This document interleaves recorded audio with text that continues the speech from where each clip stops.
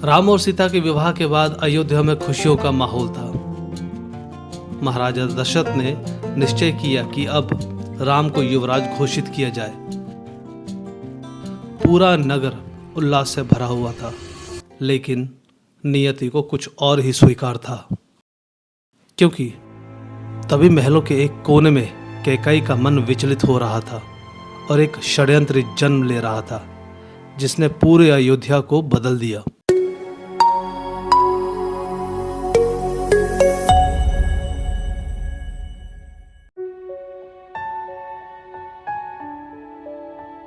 कैकेयी ने महाराज दशरथ से अपने 2 वरदान मांगे।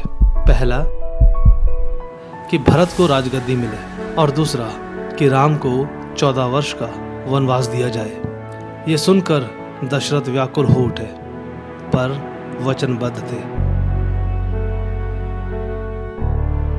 राम को बुलाया गया और राम ने बिना एक क्षण सोचे उन्होंने वनवास स्वीकार कर लिया। राम ने कहा, पिताजी के वचन मेरे सबसे बड़ी मर्यादा है। यदि मेरे वन जाने से उनकी प्रतिष्ठा बचती है तो मैं इसे स्वीकार करता हूं। पर अयोध्या का नगर शोक में डूब गया। सीता ने दृढ़ स्वर में कहा, जहां हमारे राम रहेंगे वहीं सीता रहेगी। लक्ष्मण भी बोले, भैया आपके बिना ये जीवन अधूरा है, मुझे भी साथ ले चलिए। और इसी तरह तीनों ने वन के कठिन रास्ते की ओर प्रस्थान किया।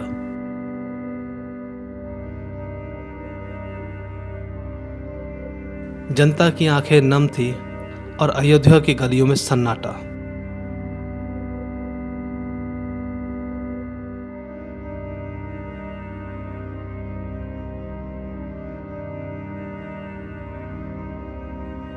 राम वनवास की यह कथा सबसे पहले अयोध्या से शुरू होती है, लेकिन उनका पहला पड़ाव बना चित्रकूट, जो कि आज उत्तर प्रदेश और मध्य प्रदेश की सीमा पर बसा हुआ है। चित्रकूट की धरती को राम की तपोभूमि कहा जाता है। यहीं उन्होंने सीता और लक्ष्मण के साथ वनवास का बड़ा हिस्सा बिताया।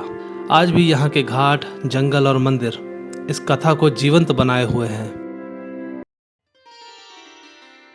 अयोध्या आने के लिए आपको उत्तर प्रदेश के प्रमुख शहरों से जैसे कि लखनऊ और वाराणसी से सीधी रेल या सड़क सेवाएं मिल जाएंगी। अगर आप चित्रकूट आना चाहते हैं तो प्रयागराज और सतना, जो कि मध्य प्रदेश में पड़ता है, वहां से आप आसानी से चित्रकूट तक पहुंच सकते हैं बाय रेल या सड़क मार्ग द्वारा। जहां पर आप रामघाट देख सकते हैं, जहां पर राम जी स्नान और पूजा किया करते थे। कामतगिरी पर्वत देख सकते हैं, ये एक परिक्रमा स्थल है। साथ साथ में आप गुप्त गोदावरी गुफाएं भी देख सकते हैं। राम वनवास केवल एक दंड नहीं था, ये एक परीक्षा थी। मर्यादा पुरुषोत्तम ने दिखाया कि सत्ता से बड़ा धर्म होता है और वैभव से बड़ी होती है पितराज्ञा। आज भी चित्रकूट और अयोध्या की गलियों में आपको उस त्याग की गूंज सुनाई देगी। यही त्याग आने वाले समय में भारत को आदर्श बनाएंगे।